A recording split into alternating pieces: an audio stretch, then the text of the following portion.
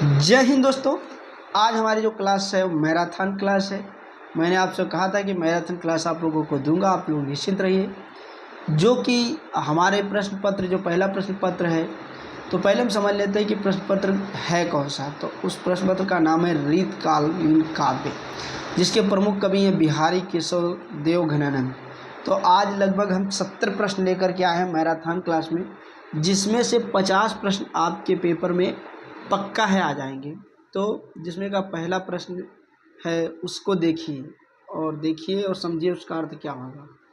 सवाल है कि रीति मुक्त काव्य धारा के प्रमुख कवि कौन से हैं। आंसर है घनानंद, आलम, बोधा, केशवदास। तो इसके आंसर के जो सही आंसर होगा वो है केशवदास। प्रश्न नंबर 2, रीतिबद्ध काव्य के प्रमुख कवि कौन है। तो रीतिबद्ध, आप सभी लोग जानते होंगे कि रीतिबद्ध कवि कौन से हैं। अगर रीतिबद्ध कवि में कोई नाम आ रहा है तो उसका आंसर जो है वो सी सही होगा, और आप इसका आंसर सी सही करिए। उसके बाद हमारा सवाल आया 3 नंबर कि बिहारी की बहुज्ञता का क्षेत्र क्या है। बिहारी जो अपना काव्य लिखते हैं किस क्षेत्र में लिखते हैं। वीर रस, शांत रस, श्रृंगार रस, करुण रस।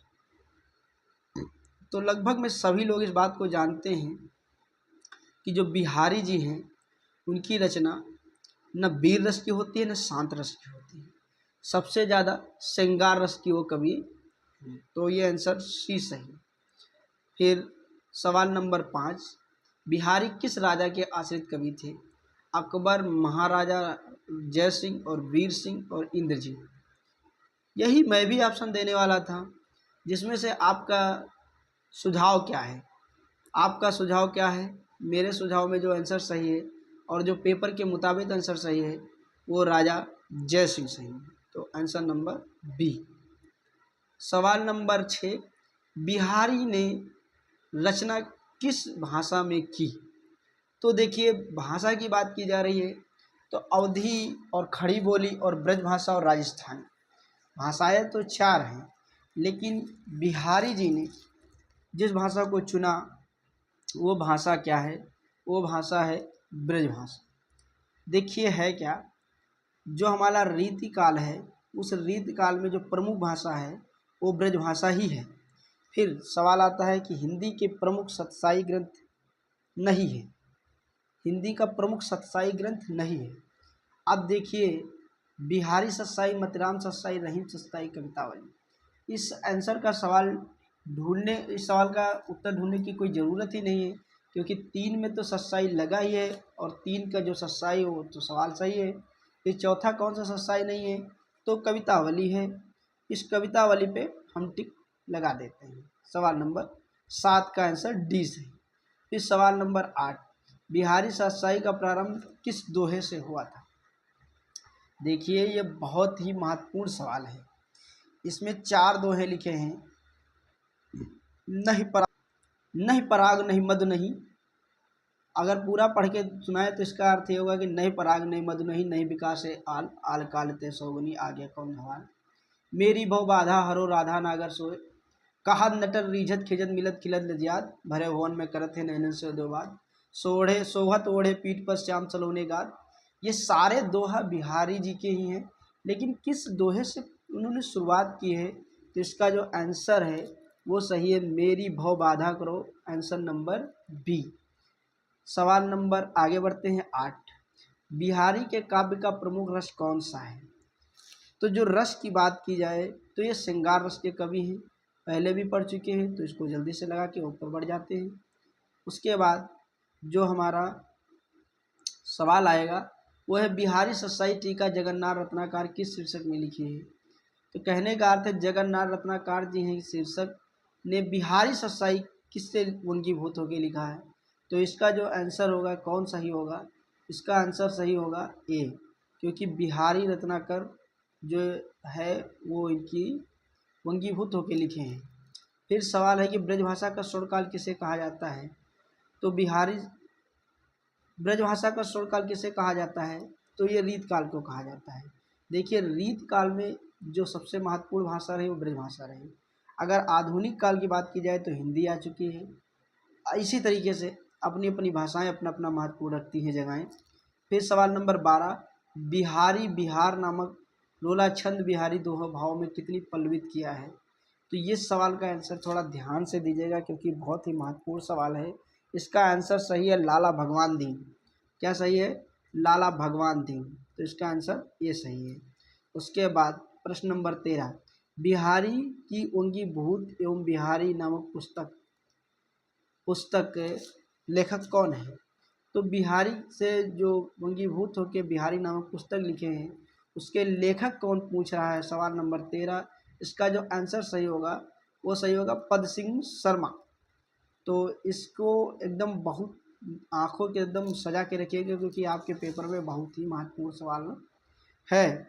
इस सवाल है कि मेरी बहु बाधा हरो राधा नागर सोए देव किस रस का प्रयोग किया गया है।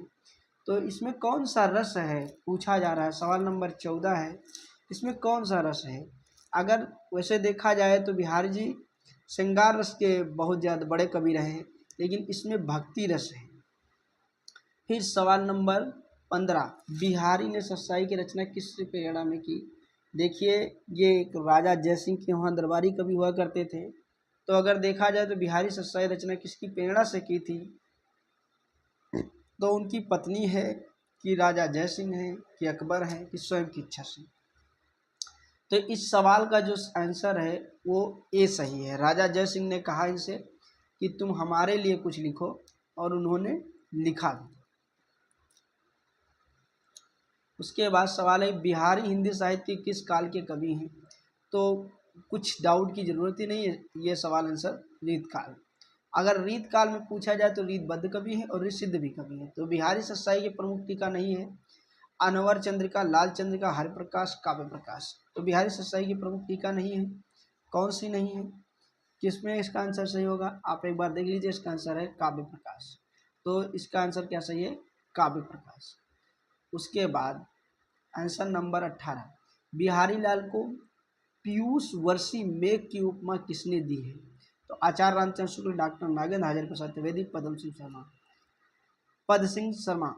तो इसका आंसर क्या होगा, सवाल नंबर 18 का आंसर क्या होगा। आप लोग जोर शोर से एक बार जिस किसी का पेपर हो एमए का उसको आप शेयर कर सकते हैं क्योंकि ये बहुत ही महत्वपूर्ण क्लास है। इसका आंसर सही है आचार्य रामचंद्र शुक्ल जी। तो इसका टिक मार देते हैं आचार्य रामचंद्र शुक्ल जी। उसके बाद सवाल आएगा 19, बिहारी सत्साई में कुल कितने दोहे हैं। देखिए ये बहुत महत्वपूर्ण सवाल है क्योंकि 700 भी हैं 713 भी हैं। अगर दोनों में अगर आंसर सटीक आंसर ढूंढना हो तो किसको ढूंढोगे, और 719, इसका जो सटीक आंसर है वो है बी 719। अगर देखा जाए तो कुल 1400 दोहा लिखे थे लेकिन उसमें छांटे जाने के बाद 1419 हुए, लेकिन बिहारी सत्साई को 700 दोहों का संग्रहालय माना जाता है। सवाल नंबर 20 की बिहारी के किस दोहे में राजा प्रभावित हुए थे। बहुत ही महत्वपूर्ण सवाल पूछा है कि नहीं पराग नहीं मधु नहीं विकास यही काल, आल कालते सौगुनी बिंधे आगे कौन हवाल। बिहारी जी ने जब ये दोहा लिख कर भेजा तो वहाँ के दरबारियों को लगता था कि बहुत ज़्यादा मारपीट पड़ेगी, लेकिन राजा खुश होकर के एक असरफी दिए। तो आंसर नंबर इसका 20 है। फिर सवाल नंबर 21, बिहारी का जन्म और कब और कहाँ हुआ था। तो पूछ रहा है कि बिहारी जी का जन्म कहाँ और कब हुआ था। तो 1995 ग्वालियर में, 1595 ग्वालियर में, 1603 ग्वालियर में, 1600 मथुरा में और 1950 जयपुर में। तो इसका सही आंसर क्या होगा, आप एक बार फटाक से इसका आंसर देख लीजिए। इसका सही आंसर होगा ये 1995 ग्वालियर में इनका जन्म हुआ था, बसुआ गोविंदपुर गाँव में। उसके बाद सवाल नंबर 22, बिहारी के पिता का क्या नाम है। केशवराय, केशवदास, केशव प्रसाद, केशवलाल। तो इनका जो आंसर सही है वो केशवदास सही है। अभी तक हम 22 प्रश्न पढ़ चुके हैं। आप लोग जल्दी जल्दी इस प्रश्नों को देखिए क्योंकि ये बहुत ही महत्वपूर्ण प्रश्न है। नहीं पराग नहीं मधु नहीं कौन सा अलंकार है। ऐसे अगर सवाल आ रहे हैं तो आपका पेपर में बहुत ही महत्वपूर्ण सवाल है कि नहीं पराग नहीं मधु नहीं कौन सा अलंकार है। सवाल नंबर 23, इसका आंसर है उक्रोती अलंकार। उक्रोती अलंकार। कभी हम आपको मौका मिलेगा तो अलंकार की क्लास लेंगे, अच्छे से लेंगे। तो इसका आंसर नंबर सही है सी। उसके बाद सवाल आ जाइए 24, गागर में सागर भरने का काम किसने किया है? बिना कुछ सोचे समझे इसका आंसर सही मार दीजिए बिहारी जी को, आंसर नंबर बी सही। अब हम बताएंगे क्यों सही है, क्योंकि बिहारी जी को कहा जाता है गागर में सागर भरने वाले। इनके एक एक दोहे एक एक काव्य के समान है। कहत नटत रीझत खिजत मिलत खिलत लजियात, भरे भुवन में करत है नैनन से दो बात। अब इस दोहे में समझ लीजिए पूरा काव्य समाया हुआ है कि एक कमरे में नायक और नायिका बैठी हुई हैं, नायक आग्रह कर रहा है, नायिका मना कर रही है, फिर दोनों रूठ जा रहे हैं, फिर आपस में स्वीकृति दे देती है, और इसी तरीके से एक दोहे में पूरी कहानी समझ में आ जाती है। तो आचार्य रामचंद्र शुक्ल जी ने कहा भी है कि सतसाई के दोहरे जो नाविक के तीर देखन में छोटे लगे घाव करे गंभीर। सवाल नंबर आ जाइए 25, सवाल नंबर 25 की बिहारी के प्रारंभिक शिक्षा दीक्षक कहाँ हुई? तो बिहारी की प्रमुख शिक्षा दीक्षक कहाँ हुई? जयपुर में, मथुरा में, बुंदेलखंड में, ग्वालियर में। इस सवाल का आंसर कौन देगा? आप लोगों में से तो नहीं, लेकिन हम दे रहे हैं। इस सवाल का आंसर है मथुरा। तो इस सवाल का जवाब है मथुरा। उसके बाद अब सवाल आगे आइए 26, बिहारी का विवाह कहाँ से हुआ था? इनका विवाह जो हुआ था, इनका विवाह हुआ था, वो भी हुआ था मथुरा में। कहाँ से? मथुरा में, आंसर नंबर बी। उसके बाद सवाल आता है 26 कि किसने संजीवनी भाष्य नाम से बिहारी सतसाई की टीका लिखी? लल्लूलाल, जगन्नाथ दास रत्नाकर, पद सिंह शर्मा, कृष्ण कबीर। तो इस सवाल का आंसर कौन देगा भाई साहब? सवाल नंबर 27। मैं लाइव की तरफ चला जाता हूँ, जैसे लाइव क्लास से लेता हूँ तो कहता नहीं कि कौन सवाल का जवाब दे दो, लेकिन इसका सवाल का आंसर है लल्लूलाल। क्या है? लल्लूलाल इसका सवाल का सही जवाब है। उसके बाद सवाल नंबर आ जाइए 28, बिहारी बिहार नाम से रोला छंद के बिहारी सतसाई टीका किसने लिखी? तो 28 नंबर सवाल का जवाब क्या होगा? जवाब होगा बी, जगन्नाथ रत्नाकर। तो पहला है लाला भगवान दीन, जगन्नाथ रत्नाकर, अंबिका दत्त व्यास, पदम सिंह शर्मा। सवाल नंबर 29, बिहारी सतसाई की भाषा क्या है? तो बिहारी सतसाई की भाषा क्या होगी? अवधी, खड़ी बोली, ब्रजभाषा, राजस्थानी। तो इसका जो सही आंसर होगा वो होगा ब्रजभाषा।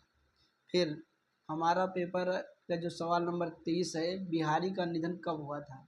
तो बिहारी का निधन हालांकि बहुत डिबेट है कब हुआ कब नहीं हुआ, लेकिन इस 31 नंबर सवाल का आंसर जो सही है, 30 नंबर सवाल का जो आंसर सही है वो इस प्रकार से है, वो है ए। तो 1963 में इनकी मृत्यु हुई थी माना जाता है। हालांकि कोई बहुत अगर देखा जाए तो इसमें भी डिबेट है, बताएंगे लंबी क्लास में। फिर केशव किस प्रकार के कवि हैं? रीति मुक्त कवि, रीतिबद्ध कवि, रीति सिद्ध कवि और भक्त कवि। आप समझ सकते हैं केशव कौन है। इनकी रचना जो हमारे पाठ्यक्रम में आई वो रामचंद्रिका आई हुई है। तो अगर आपके सवाल में आ रहा है कि हमारे पाठ्यक्रम में कि केशवदास की कौन सी कीर्ति आई हुई है, तो रामचंद्रिका है। सवाल नंबर 31 का आंसर क्या होगा एक बार देख लीजिए, इसका आंसर होगा बी, रीतिबद्ध। उसके बाद सवाल आइए, केशवदास का उपनाम क्या था? केशवदास का उपनाम नाम के पीछे का डिबेट क्या है? काव्य प्रिय, कठिन काव्य का प्रेत, रसिक प्रिया और रामचंद्रिका। जिसका आंसर सही क्या है? क्या है? कठिन काव्य का प्रेत है, कठिन काव्य का प्रेत है। सवाल नंबर 32 का आंसर नंबर बी सही। उसके बाद टिक मार देते हैं। उसके बाद सवाल जो हमारा 33 है, केशवदास की रचना नहीं है, कवि प्रिया, रसिक प्रिया, रामचंद्रिका, पद्मावत। तो आप देख लीजिए, पद्मावत जो रचना है वो मलिक मोहम्मद जैसी जी की है। उसके बाद सवाल आ जाता है, केशवदास के कठिन काव्य का प्रेत किसने कहा? डॉक्टर रामचंद्र शुक्ल, हजारी प्रसाद द्विवेदी, नागेंद्र और महावीर प्रसाद द्विवेदी। ये अगर किसी की बात की जाए तो इसमें एक ही व्यक्ति है जो कह सकते हैं, जो है रामचंद्र शुक्ल जी, और इन्होंने ही कहा था। तो 34 नंबर सवाल का जो सही जवाब है वो है ए। फिर सवाल नंबर 35, रामचंद्रिका के छंदों का अजायब घर किसने कहा? काव्य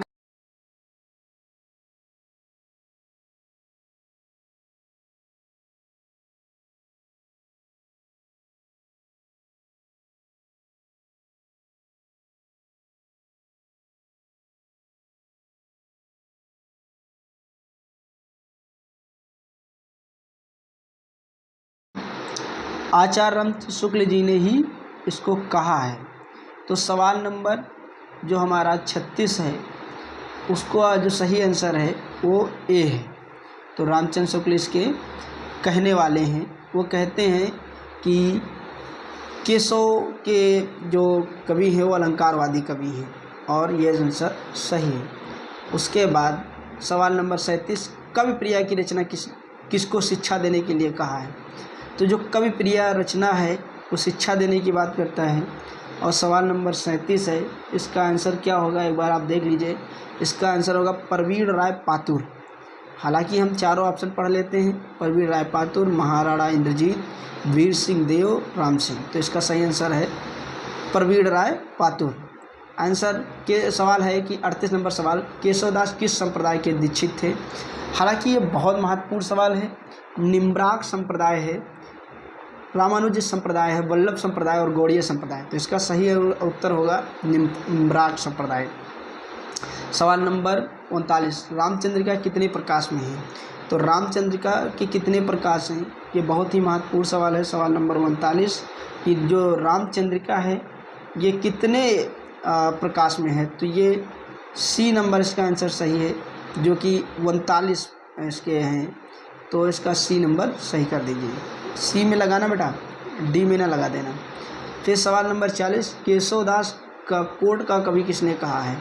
तो सवाल नंबर 40 जो है, रामचंद्र शुक्ल, हजारी प्रसाद त्रिवेदी, नागेंद्र और गृहसेन। देखिए, किसी कवि पर अगर कोई टिप्पणी कर सकता है तो वही व्यक्ति कर सकता है जिसके अंदर एक बड़ी भूमिका हो। तो हम दोबारा पढ़ लेते हैं। केशवदास को कोट का कवि किसने कहा है? तो रामचंद्र शुक्ल जी ने कहा है, हजारी प्रसाद त्रिवेदी जी ने कहा है, नागेंद्र जी ने कहा है या गृहसेन जी ने कहा है? तो केशवदास का कोट का कवि रामचंद्र शुक्ल जी ने कहा है। तो इसका सही आंसर क्या होगा? Answer number A.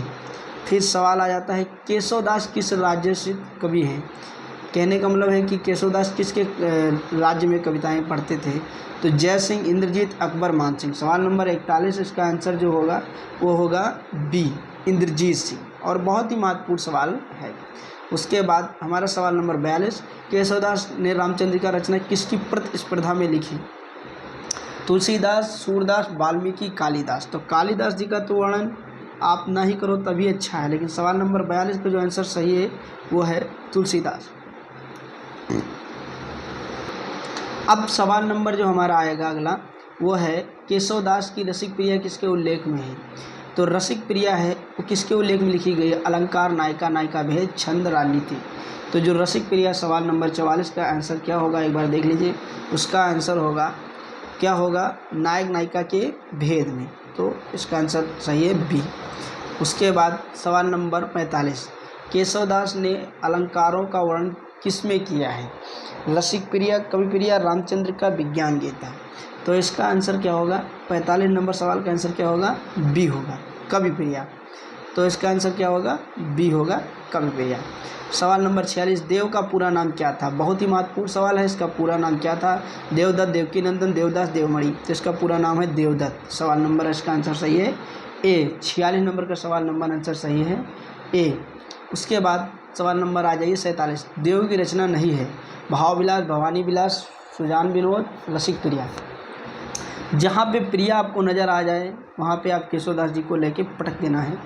तो इसका सही आंसर होगा 47 नंबर का डी, क्योंकि रसिक प्रिया जो कविता है वो काव्य है वो बिहारी जी का है और देव का भी नहीं है, घनानंद का भी नहीं, केशवदास का है।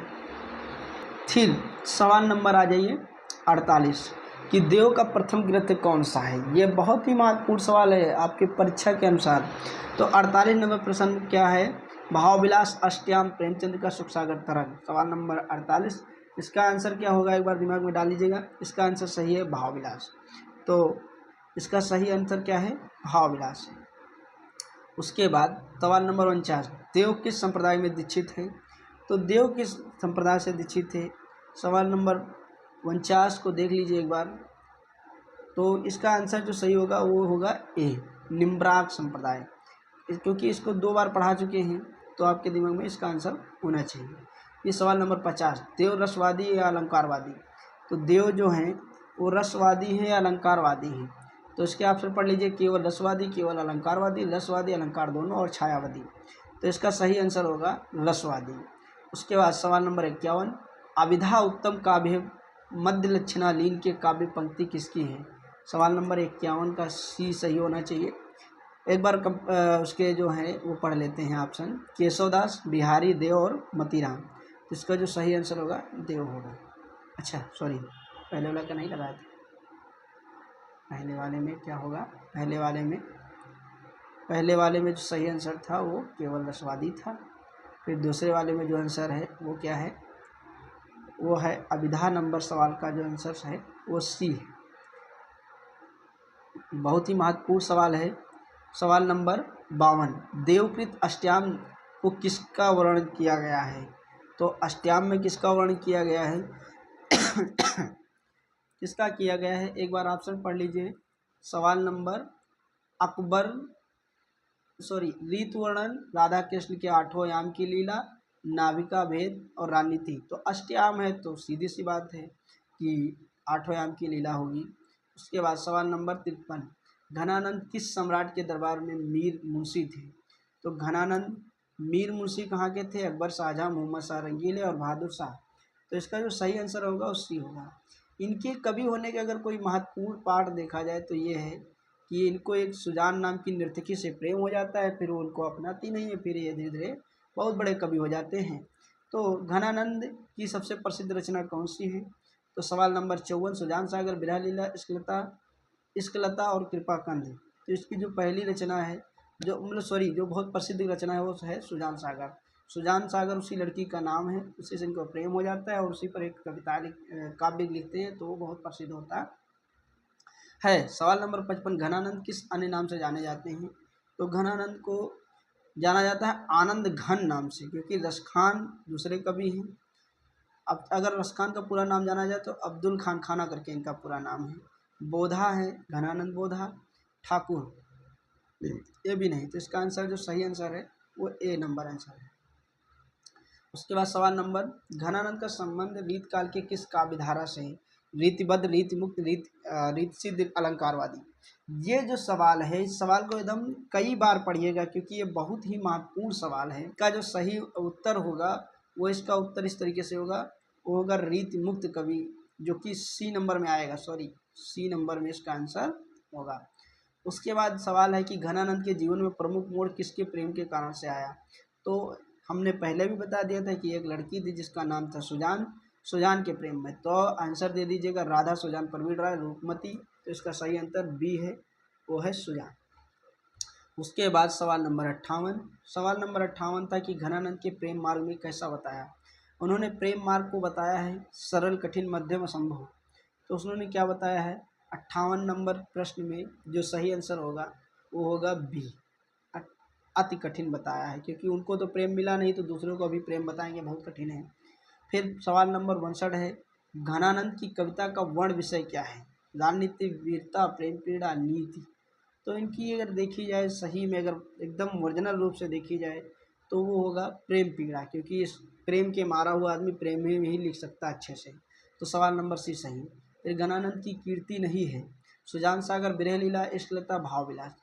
तो सुजान सागर, बिरह लीला, इश्कलता और भाव विलास। तो ये सवाल जो है बहुत सटीक से फेंका है आपके बीचों में। तो इसका जो सही आंसर होगा उसको सटीक से आंसर लगाइएगा, वो भाव विलास है। और ऐसा नहीं कि भाव विलास ही आ जाए, रामचंद्र का भी आ सकता है, बिहारी सही आ सकती है, कोई भी रचना आ सकती है कि घनानंद की कौन सी रचना नहीं है। तो उसको आप अच्छे से पढ़िएगा, देख लीजिएगा। उसके बाद सवाल नंबर है 61, झलकती सुंदर आनंद गौरी है, यह पंक्ति किसकी है? देव की है, बिहारी की है, घनानंद की है, केशव की है। तो किसकी है भैया? आप एक बार देखिए कि ये पंक्ति किसकी है। तो सवाल नंबर जो हमारा 62 है, 62 नंबर सवाल का आंसर जो सही है वो सी नंबर सही है। ये घनानंद जी की पंक्ति है। उसके बाद सवाल नंबर 63, रीति मुक्त काव्य की प्रमुख विशेषता क्या है? लक्षण ग्रंथों की रचना, स्वच्छंद, प्रेमाधिव्यक्ति, अलंकार प्रधानता, दरबारी भावलसता। तो इसका सही आंसर क्या होगा? 63 का सही आंसर क्या होगा? लक्षणों ग्रंथों की रचना, स्वच्छंद, विभक्त, अलंकार प्रधाना, दरबारी विलासता। तो इसका सही आंसर है बी, वो है जो लिखा हुआ है आपके सामने। उसके बाद सवाल नंबर 64, रीतिबद्ध काव्य का उद्देश्य था। क्या उद्देश्य था वो एक बार देख लीजिए।